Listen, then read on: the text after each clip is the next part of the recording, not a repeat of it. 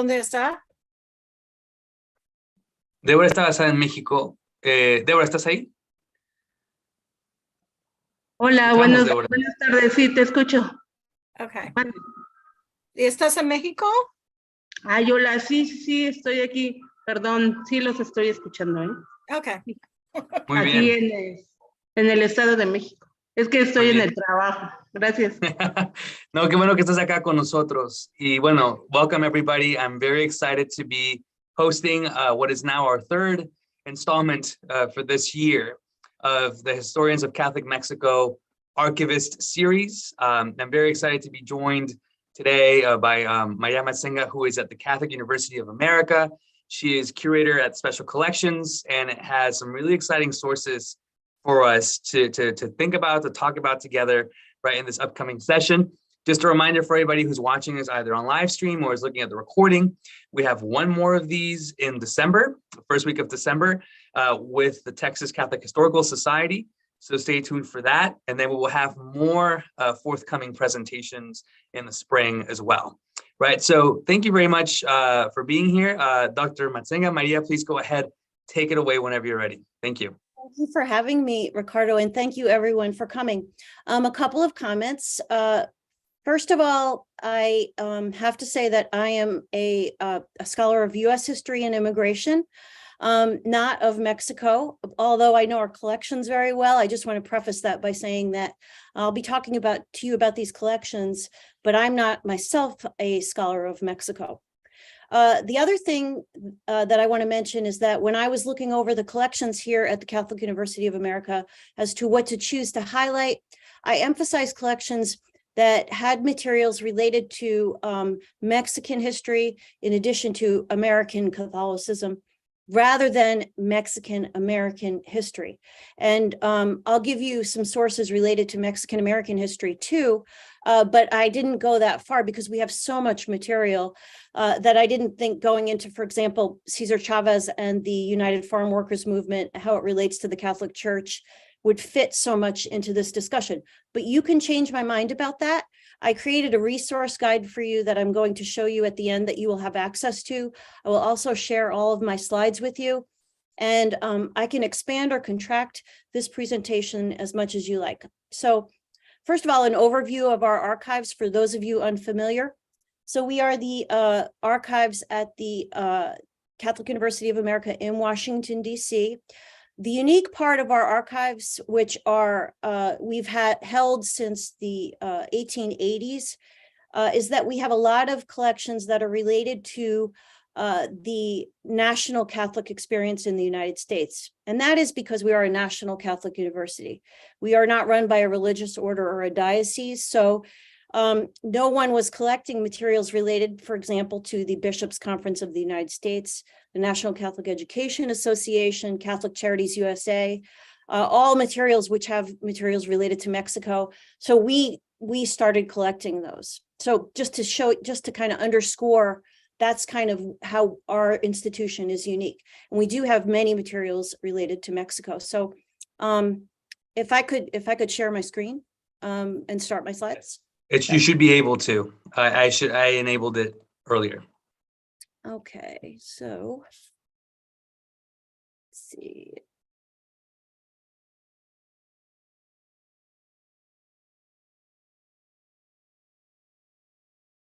Just enlarge this. Great, we can see it now. Great.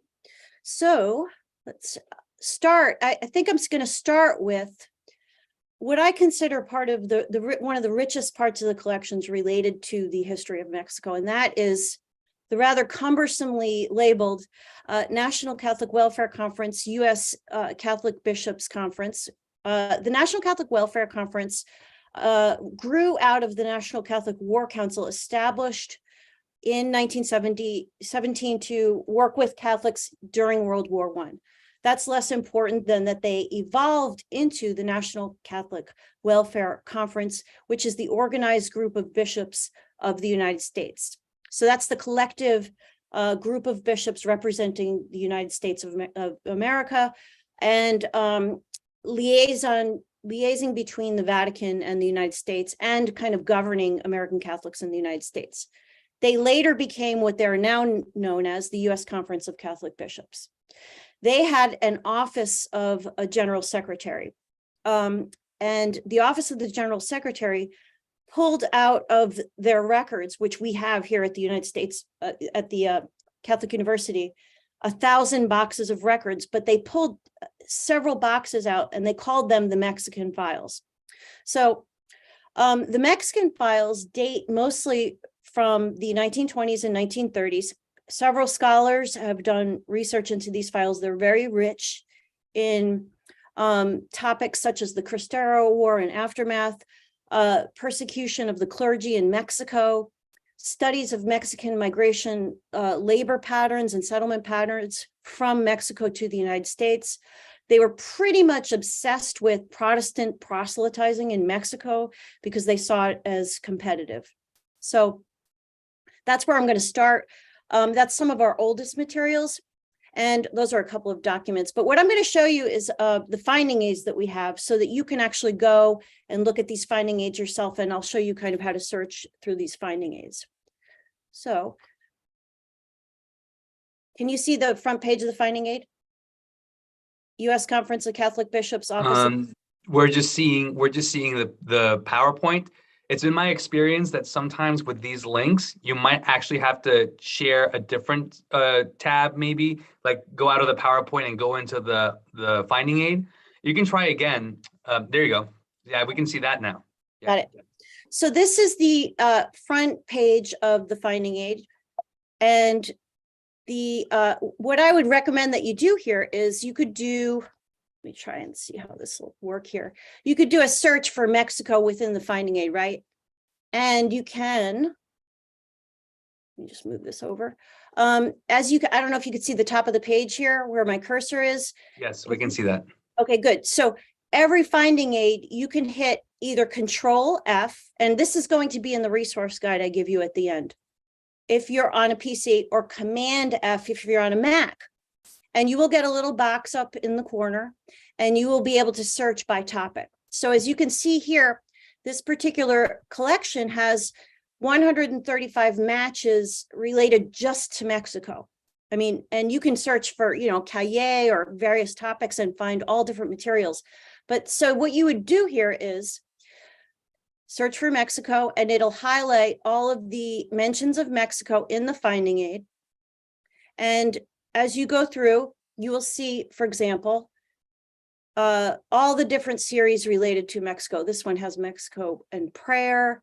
Let me get you to the sub-series.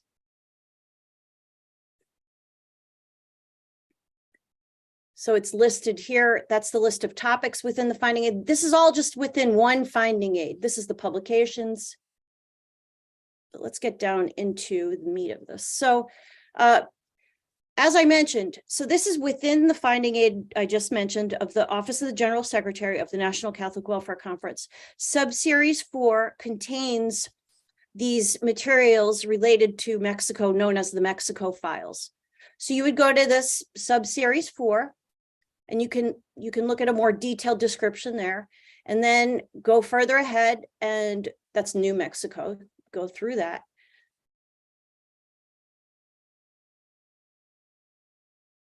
So communism in Mexico, let's see, relief work in Mexico in the 1920s, religious refugees in Mexico, international affairs in Mexico. So you could go throughout this whole finding aid and find materials even outside of the Mexican files related to Mexico. So the international affairs files have all kinds of interesting correspondences between U.S. American Catholic authorities, oftentimes U.S. governmental authorities, and Mexican authorities and Mexican Catholic authorities. So these are, so you would look at this particular collection and see box 44. These would be the files. And if you wanted to come here and do research, you could tell us, I would like to look at box 44 at all of these international files, or, at the Mexican files, the earlier materials I was showing you. Or you can send us an email and say, you know what, I'd like a copy of what's in this particular folder. I mean, we are limited into how many copies we could make, but you can do that over a period of time if you space it out. So you can see here all of the materials within this finding aid if you use the search function. Okay, related to Mexico. So that's one of the collections that we have. So let me go back now, close that up, and we will go back to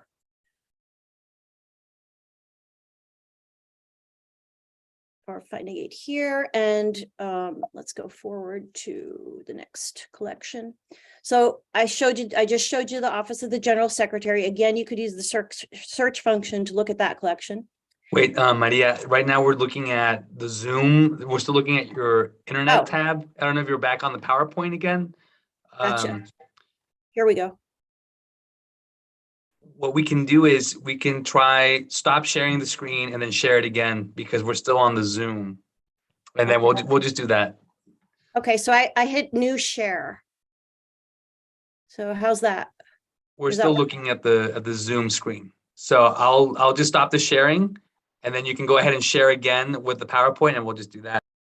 Okay. How's that? Right, there we go. We're in PowerPoint again. So so I took you through the General Secretary. So the next collection is the National Catholic Welfare Conference, USCCB. As I said, there are many departments. Another is the legal department records. So the legal department was one of the 5 founding departments of this early collection, the USCCB. And they include general administration files, subject files related to congressional matters, education, foreign and international relations, taxation, as you can see on the list. This is a 120 box collection spanning 1921 to 1981. So again, I'm going to go into this collection also so you could see what a search looks like there. And I will reshare my screen. I'll do a new share here for the legal department records. Can you see that? Yes. Okay, very good. So then again, we will do what we did before. We will do the Command F. Then we will get our little search box. There we go.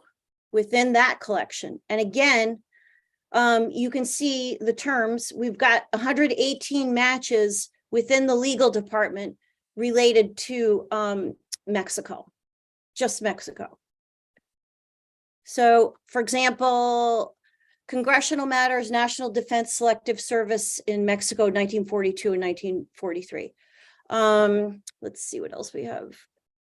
New Mexico again. Mexico General Correspondence in the 1930s. Mexico Communism in 1944. Correspondence John Burke was very much a mediator between the US government and Mexican authorities and Mexican church authorities, and tried to kind of bring them all to the table to represent both Mexican interests and American Catholic interests. He was the general secretary of the NCWC at the time.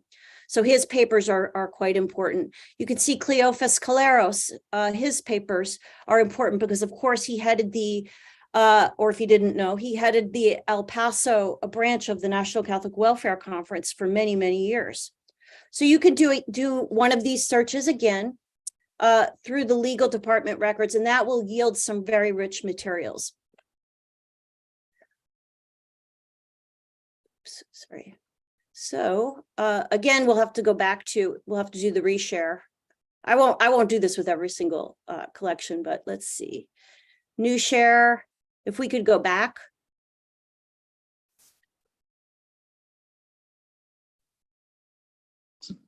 Are we there? Yeah, we're there. Okay, so then the next collection is the Social Action Department. So the Social Action Department is established also as part of the Bishops' Conference to promote social thought of the church. And they relate to, especially, you could do a search here for American Catholic Social Action Confederation. They have they focus more on the applying Catholic social teaching to relations related to Mexico than they do diplomatic relations. So the social action department was more interested in labor relations, social action, social justice issues. So that's another collection. Again, this will be on the final list that I show you, so you don't have to write anything down there. Now, Catholic News Service is an interesting entity too. So they were established in 1920 as part of the National Catholic Welfare Conference's press department. They provided Catholic press and eventually television in the United States related to various topics. And they had a branch that was abbreviated Noticias Catholicas that focused just on Spanish speaking press releases. So Catholic News Service not only had its own Spanish speaking branch, it also focused heavily on Mexican affairs. And especially in the 1920s and into the 1930s, the thought within the American Catholic Church, among many, was that Mexican affairs and the persecution of Catholics in Mexico was a topic that was ignored by the U.S. diplomatic corps and by non-Catholic Americans. So the news service really took it upon themselves to attempt to publicize what was going on in Mexico at the time, in the 20s and 30s especially. So what you'll see with the news service is many, many press releases related to Mexico. And so you can get a sense of what was being, and so when they released their press releases, they would release those to the dioceses all over the United States, over 100 dioceses, right? And the dioceses, if you read diocesan newspapers in the United States, Catholic diocesan newspapers in the US, you find a lot of these press releases reprinted. So what I think is really important about this, and perhaps understudied, is how much news of what was happening in Mexico, that you later have it with the Spanish Civil War, is being publicized in diocesan newspapers, and Catholics are reading about it on a local level in the United States. So the Catholic News Service has a lot to do with that. And that's kind of a topic that's very interesting. So we have those records as well. We have a finding aid for those as well. I'm not going to be able to do every finding aid, but again, this will be in the resource list. So I would advise anyone interested in press in this period, and how the press was disseminated among American Catholics, how Mexicans might have been perceived more broadly in the United States, to look at these particular records. And I don't know how many of you know about the Catholic News Archive, but it's absolutely fabulous. This is actually hosted by the Catholic Research Resources Alliance, and it contains more than 3,000 issues of digitized Catholic newspapers, comprising over 600,000 pages of news. And as I mentioned, the Catholic press was much more interested in what was happening in Mexico, especially in the first half of the 20th century, than much of the secular press. So this is a digital news archive that you can go to and just type in Mexico and get thousands and thousands of hits, among many other topics. I mean, there's so many other topics related to Mexico, but you can find lots of information from newspapers all over the United States, including the National Catholic Welfare's Catholic News press releases. So that's a great resource, including Spanish language newspapers like La Esperanza was a Los Angeles paper that focused primarily on the Mexican community in Los Angeles in the 20s to the 1950s. So it's not just English language newspapers there. So the Iturbide Carney family papers, this contains, so we have these papers because the widow of Augustine Iturbide y Green, Louise Carney, formed a relationship with a priest here at the university, who took people on tours to Mexico and other places. And she became friends with him, and she ended up leaving these papers to us. So what these papers contain is materials related to, for example, there's a copy of the Plan de Iguala of 1823. There are various kinds of government documents, military medals related to Augustine Iturbide, the Emperor Augustine Iturbide. So it has kind of a multi-generational set of materials related to the Iturbide family. And we have digitized that entire collection. In the resource list, you will see that you can have access to all those materials online. And we have those papers too. So that's, it's 4 or 5 boxes of materials, small Hollinger boxes. So, a few hundred documents that you would have access to, photos, letters, that kind of material. So William Montauban, he was a lawyer for the legal department of the National Catholic Welfare Conference. What we did was we found these papers to be significant on their own. So we pulled his papers out of the legal department papers of the NCWC and made them their own collection. So he sought to raise awareness of what was going on in Mexico in the 1920s and 30s in his tenure. He worked all throughout Latin America, but he did a lot of careful diplomatic work related to the National Catholic Welfare Conference, the US government, and Mexican figures. So his papers can be mined for that using the same kind of search terms. And there's a finding aid online for that too, which I'll give you at the end. Ricardo, I know this is a special interest of yours, the National Conference of Catholic Women. So the National Conference of Catholic Women, established in 1920, was an initiative of lay organizations of the National Catholic Welfare Conference. So what they did was they invited all of the dioceses to send 1 to 3 women to a national conference, and they established this National Conference of Catholic Women, and it became a lay society that was very much involved in both political affairs and social affairs and, Catholic social teaching generally. And they have a lot of material related to Mexico. They made statements against the persecution of Catholics in Mexico. They were involved in, liaison with national newspapers in the US related to Mexican affairs. And you can do a search through this collection too and find material related to Mexico specifically.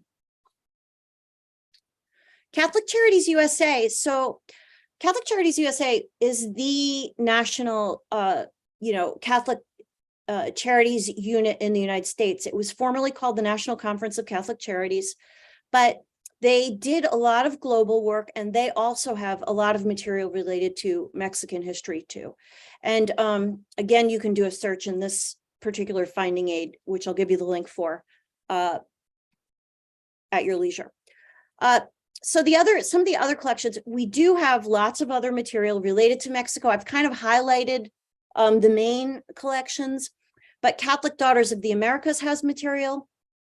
They were, of course, the auxiliary of the Knights of Columbus. Daughters of Isabella, that's another Catholic laywomen's charitable organization. These are 2 women's groups that were affiliated originally with the Knights of Columbus that kind of split. And so they have their own kind of relationship with Mexico as well. Knights of Columbus, we don't have their records, but we do have some of their records in the Mexican files. Of course, they had lots of relations with Mexico, but their materials are in New Haven. I don't know if you talked to anyone from there. But I would just note that we do have these other collections. They will be in the list as well. We have blog posts. This will be in the list. We have that relate to our collections related to Mexico. And then I guess I'll show you at this point the library guide. And let's see if we can connect to this. Here we go. So let me just share this with you.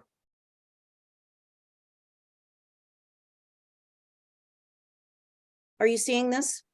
Yes, we can see it. Okay, good. So this is online, and we will send you, I think, Ricardo, you said you're going to post this online to the group. So this is a free, access guide that I created just for this group. And it has all of the materials I just talked to you about. And it has links to all the materials. So what I tried to do here was just highlight different collection materials that might interest you related to Mexico, with all the links related to those. So all of those materials are listed here, the ones I just talked about. I feel like I really didn't do justice to all these materials, but you can go look for yourself and see what you can find. The one last thing I would say is we also have a rare books collection, and we are still getting control of that because we just inherited it, but we do have a lot of materials in our rare books collection related to Mexico. So if you have any questions about that, you can email me and I can talk to you about that as well. So that's kind of everything I had for you in, a half hour, but I'm here to answer any questions you have. And you can always look at this finding aid afterward as well. Fantastic. Thank you so much, Maria. That was really great, very thorough, and really exciting. I mean, we have folks already on, first of all, we have about 10 new people or so joining us over Zoom, and we have folks on YouTube and people watching us on social media already sending us some questions. And sorry about that. And I'm really excited because I mean, it came up in the chat, like we're going to be able to share the PowerPoint with people over email, as well as the link to the resource that you created on all of the Mexico related materials, right? This presentation will be on YouTube. It's been recorded and it will stay on our YouTube channel, right? So I'm really excited to get the conversation started and take advantage of the group of folks who are here in case any of them want to ask any questions, and while also checking our social media and YouTube to see if there's any questions that show up there. But if anybody has any questions, I know, Maurice, you asked some questions on the chat. I don't know if anybody else has any questions. I'm really excited. Do you want me to go to the chat, or do you want to mediate the chat? Well, the chat was just about sharing the PowerPoint. I just saw. Right. So that was the question about the PowerPoint. But if there's anybody else who has any questions, please, we're here. Julie, I see your hand is up, so feel free to get us started. Hey, thanks, Maria. I feel really lucky because my office is 10 minutes away from 5 minutes away from Maria's office. Yes. If you walk quickly. And Julie's done extensive research here. Yeah. I also feel, well, it's a different word. I don't know what the word is, but I kind of want to go back and rewrite my whole book because I'm realizing that there's so much more in there that even I knew about than even though I've done extensive research. So it just really is such a wonderful collection. And I want to put in a plug for how well organized and the files are and how pleasant it is to work there. But I also wanted to ask you, since some of the folks online are in Mexico, and maybe if you could talk a little bit more about plans for digitization, or also how people can access files even if they can't make it to the archive. What are your protocols for people who might be interested in something but they can't make it to the archive? The protocols would be, thank you, Julia, and thanks for the plug. The protocols would be that first of all, if you can't make it here, you can look through the finding aid. And if you find materials that you're specifically interested in, you can email us and we will scan materials for you. That's within reason. There's like a limit that you could do because a file might contain 30 to 50, 40 pages of material. We could do maybe one every month. I think that's the limit we do with researchers. But you can request scans of folders, scans of individual documents, if you find those, and we will send them back to you relatively rapidly. The other thing as far as digitization, you asked about that as well. There's no way, I have the Mexican files over here. There's no way we could digitize all of those materials. It's thousands of pages of materials and really great stuff too, like amazing, interesting materials, fraught with like intensity and emotion and, very interesting material, but we can't digitize all of that material. However, we have been talking about every time we get a digitization or a scan request, putting it into a file and saving the file. So if one scholar requests a particular file, we save the scans and then we make it known that those scans are available to everyone. So we've we've been working with a way to do that. So if we get several scholars asking us for like, hundreds of pages of material over a year, we could potentially make all of that available to everyone. That's what we've been working with lately. So mass digitization, that's a lot, but you can request specific files by emailing us with exact information about the files that you want based on the finding aid information that I've sent you. Thank you. Thank you for the question, Julia, and thank you for the answer, Maria. Does anybody else have any other questions for Maria? Eve, go ahead. More than a question is a congratulations. Hi. So good to How are see you, you? Maria. Good to see you too. So I want to share with a colleague, it's a wonderful archive and the reading room is wonderful. So there is a lot of material regarding also Mexican government of Cristeros, René Capistrán Garza trials, and so many documents that are very interesting. But I would like also to go with one of your great initiative of public history and what you are working on public history, and if you could share, because I think also I particularly are in debt with you with the petroleum file we were working on, and I would like if you can explain how we as researchers can also be part of your public history initiative and all you are publishing, because you are very dynamic in social networks. Yeah, that's an interesting point, because as Eve and I have done work together on different packets of documents and packets of information related to specifically Mexican-American relations in the first half of the 20th century. And one thing that we would like to do more of is collaborate with scholars of Mexico on putting web materials up, like we've discussed. So we do want to do that, but it's only, our staff isn't very large, but we are very interested in working with scholars to get various kinds of packets of materials up online. And you're talking more about curated packages, are you not, Eve's? Like packages with information, not just putting the documents up and with metadata and leaving them up there. You're talking about curated. I mean, that would be a great thing to do if we could get more staff. We had COVID, sort of destroyed all of our efforts in that direction. But it would be nice to work with various scholars on collecting materials and putting them online and having scholars curate them according to their expertise. We're very open to doing that. Thank you. Great question, and thank you, Eve, for bringing that up. Anybody else have any questions for Maria? Eve, go ahead. Sorry, I just listened to you, and one of the initiatives of ITCATMEX was to realize like a big, I don't know if it's repositorium or it's, there is so many names today in digital humanities about digitalized archives and how we can share. So what are the politics to do that? How can we create like a network of Catholic historians and use all the archive? What are the rules? What is your experience? Because sometimes it's difficult because we know how it works as researchers. So we know we have to quote, but what with the possibility of creating maybe a network? I know there is some initiative like in Princeton.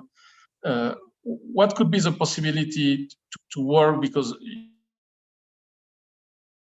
you have so many files scanned and you are so many metadatas and everything. So what could be a form to create a network of archive and historian, because it's also part of the series of talk we are having. You are the third archive we are sharing with. So how can we build also like a two-level network of researcher and archivist and everything. I know it's too much for a question, but I don't know what could be the path to Well, create. no, that's a great question, and it's a great point and suggestion, actually.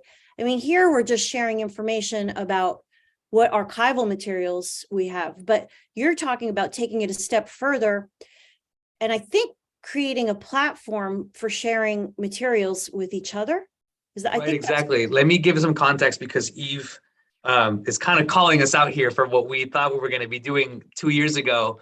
And Nathan's not here to back me up on this, but let me just give you some very brief context to what the conversation was.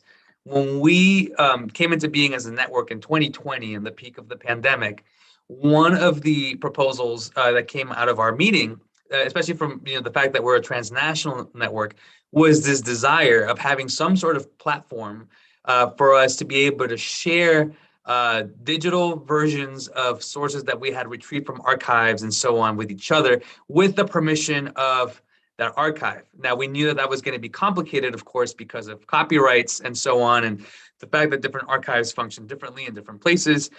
So that was just something that we decided to table. And now that we have the series of speakers, the question is coming up here again. And I think to Eve's point, it relates to what Julia was mentioning as well, right? Like how can we make these materials accessible to folks who might really want to consult them, but just because of economic constraints or travel constraints or health constraints, can't make the trip to Washington, D.C. from wherever it is that they're based, right? And so one idea that we had is, use a platform of some sort to share this while, giving credit to the archive and so on. And I think the question that Eve is posing is, if we think about this from a digital humanities perspective or so on, like what can we do? And this might not just be a question for Catholic, by the way, right? This might be a question for the other archivists in the room, whether it's Selena or Doris or anybody, right? And it's just, how can we work together, right? So that we can connect each other, right, as colleagues, right, to people and resources, right, in a way that maybe we weren't able to do before. That would be great. I mean, it would take, so what it would take is a meeting of archivists and scholars. It would take, we already have so many, like one of the Iturbide collection is already digitized. So it would be a resource page. Like I'm going to send you this resource page that's just related to our materials. But what about a larger resource page related to all collections related to Mexico and the United States? I guess that's what you're thinking about. And like a single document, a single site with all of the resource. I mean, is there anything like that? Do you know of anything like that? Eve, go ahead. Did you have a point on that? No, it's a dream. I don't part know of our how dream. we can do that, no, but Deborah, for example, I work a lot with the Princeton and all the documents and images and different ex votos and everything. So there is so many initiatives, and I think it would be great to done one general initiative that can see all the richness and the wonderful treasuries you have in the archive and respect copyright, because for us it's having access to the information, but maybe for you it's a legal process, so it's complicated. Copyright isn't, I mean, we have restricted materials, especially from the past 50 years, but copyright generally isn't a big issue. Maybe for some archives it is, but unless it's published, like correspondences from the 1920s and 30s, generally, when you go to archives, that's not going to be a big issue, which is the juiciest stuff, I think, that scholars use. The other thing, a model is the Catholic News Archive. For those of you that have seen that, what they did was they secured a grant to digitize diocesan newspapers and some national Catholic newspapers all over the United States. So what it would take, I mean, it's like a grant. It's a grant. I mean, money would be needed to plan it. Then who will host it? And then it would be reaching out to the different archives and coordinating with those archives on how to contribute to it. You need like metadata standards and scanning standards. But I do think many archives in the US already have digitized Mexican materials, or at least finding aids to materials that a resource page could be created from. I mean, that could happen, right? So Mhm. from my limited position here at this university, not knowing the scope of the materials, I would say organizationally, that's what it would take, you know. That's a great answer, Maria. And certainly what we're doing here is a great starting point for this. And I think the question is also like more on us as like what we want to do down the road, as opposed to like also on you as an archivist. But I'm glad that we can have these conversations and start moving forward on them, right? I see that Deborah has a hand, so you can go ahead. You know, I'm thinking, I don't know very much about how the Mexican, what's it called? The Mexican Cultural Institute in DC, which I think is related to the consulate or the embassy or something. You know, maybe there would be some seed money. There's definitely sort of space there for a meeting. That seems like it could be a place to reach out to. And then thinking about, you know, what are other universities with money that maybe have an interest in this. There's this kind of an up and coming Catholic Studies Center at University of Southern California, which seems definitely interested in Mexicans in the United States. And that is a place that seems to have money. So I'm, you know, maybe it's a question of just, you know, a few people coming up with just a little bit of the kernel of a grant proposal, and then reaching out to some players at some institutions. You know, I don't know anything about money in the Ibero, but that seems like that could be that kind of place. So, but just an idea, especially the Mexican Cultural Institute. We know the Mexican Cultural Institute people, Julia and I do. We've worked with them. Do you want to mention that, Julia, at all, or? I mean, the Mexican Cultural Institute is wonderful, and it's owned by the consulate, or owned and operated by the SRE, I think, by the Secretaría de Relaciones Exteriores in Mexico. And actually, we knew one. Well, I know some of the people that work there, but they also change depending on personnel changes within the Mexican government. So we actually, Maria and I went and collaborated on a video there as a part of the centennial celebrations or centennial acknowledgement of 1821. And we did a video on the Iturbide and the papers that the archive holds and his significance in 1821. I can find that link and put it in the chat. That was interesting because the papers that CUA holds are very interesting to different groups of people in Mexico. They're you know, for people that still sort of venerate Iturbide and the idea of a monarchy, they're very interesting to those people. And then of course, they're also interesting to the Mexican government as papers with, you know, historical significance for Mexico. And so Maria and I had a really interesting experience of sort of talking to people who saw them as like the original documents of the true Mexican government, right? Or the true Mexican nation. And then we had, and then the Mexican Cultural Institute was very great about sort of hosting us and emphasizing that the papers do belong here and are part of the historical collections at Catholic University. So anyway, I'm happy to put the video online, and I think we have some other stuff on the website. You might have put it in the finding guide, but some of what you guys have great stuff on that story. And that's a fascinating story. And to my knowledge, there hasn't been a scholar that's really, Maria, correct me if I'm wrong, but like there hasn't been a scholar that's really kind of exploited those resources to write a paper or a book. And that's just, I mean, it's one of the many, many papers or books that's waiting in the CUA archives to be developed. So I don't know, maybe there was somebody that worked on it that I don't know about. No, there, and I will echo that there are trips to the university by, monarchists who see these as venerated relics, and, it's very strange. We didn't, when they first started coming here, we didn't even know there were these pro-monarchy factions left, and they've brought people like Mexican politicians who are advocating monarchy here to look at documents, not in a scholarly way. So, and no one's come and done scholarly work on the transnational aspects of the Iturbide cult, Right. for example, but yeah, so those are very interesting, and they're online, but the only people interested in those are apparently these pro-monarchy people who, Mhm. anyway. That's fascinating. Yeah, we worked with the Cultural Institute, by the way, the Mexican Cultural Institute. Yeah. I think I remember Julia mentioning this to me really briefly at some point with a tour. This is all like, ringing bells here, the people Yeah. coming over. But look, I mean, so just to kind of come back into the conversation about just the CUA archive itself.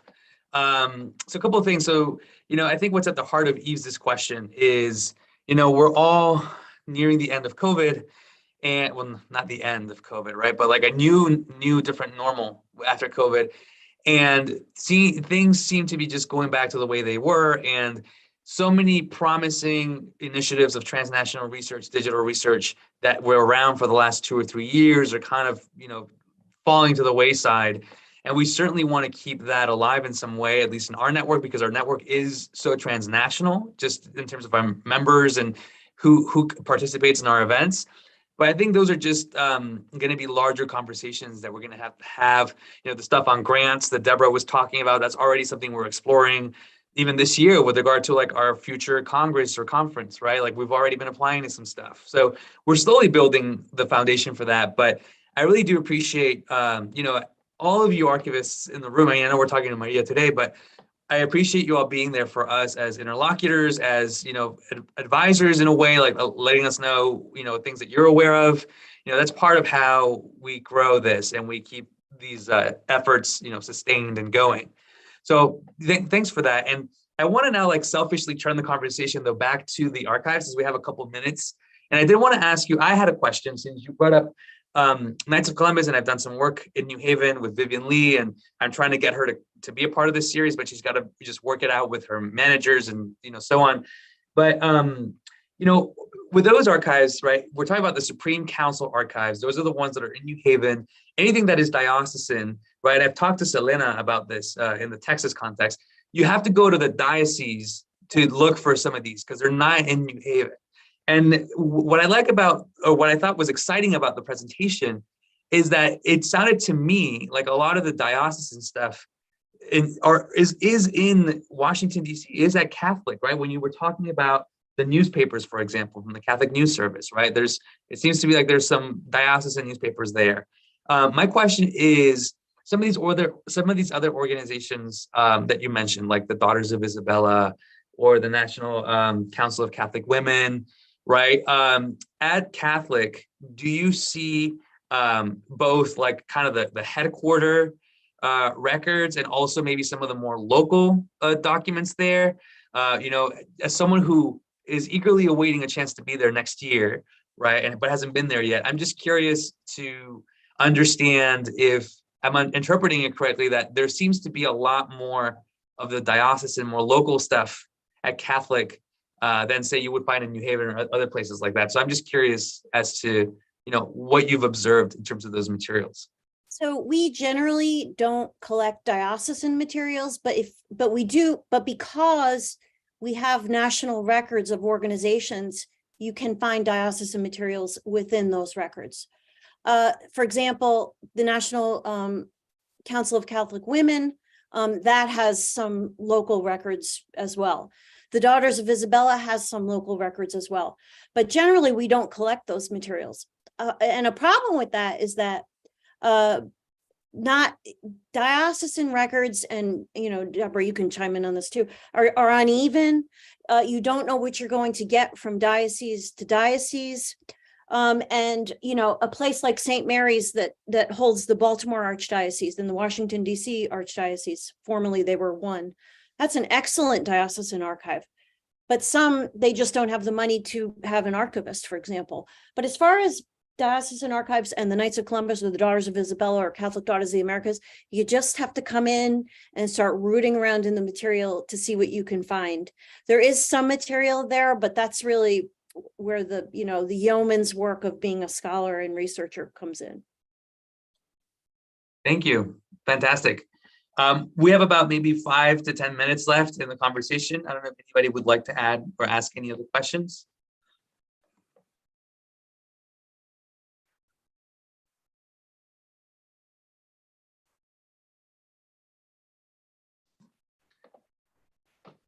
It seems like everything has been answered, right? The question I usually ask folks is what Julia asked you right from the get-go about digitization and so on. So I'm glad that came up. Maria, is there anything that you would like to share with us that hasn't come up yet in the conversation before we sign off? I just would say that, as I told you in the beginning, the resource guide I'm sending you and what I've discussed today, I tried to keep it focused on Mexico and how the U.S. hierarchy related to Mexico or organizations related to Mexico. I would like to emphasize we have a lot on Mexican Americans as well, but I tried to keep that separate. For example, the United Farm Workers, et cetera. I just want you to know we do have a lot related to the Mexican American migrant experience in addition to the records I discussed today. And if you have questions on any of those, in addition to whatever I talked about today, I'm happy to answer those for you. Great, thank you. Yes, I mean, that's the way, like I mentioned, a lot of our scholars are doing that transnational work and extending Mexico beyond, right, the traditional borders of Mexico, right? So this is exciting. And I think it'll make for some great future conversations, right? In case you ever want to come back and present on those materials, I think that would be super well received by our members and even folks who are tangential to us, whose interests do overlap with us at some points. So, but anyway, I wanted to say thank you again to Maria for being here and doing this excellent presentation with us, sharing all of these resources, which we are going to share with everyone through the mailing list, both the PowerPoint and the link to the resources that she's gathered under that webpage on Mexican sources, right? And then just finally, I want to remind folks that we do have one more of these this semester coming up in December, right? With Selena Aleman, who's here with us today in the Texas Catholic Historical Society. That's going to be very exciting as well. And then next semester, we will continue with these, right? So please just be on the lookout for that calendar from me, as well as any other announcements. But thank you all again. Thank you, Maria. This was excellent. And I'm very excited to stay in touch. Very much. Bye, everyone. Bye, everybody.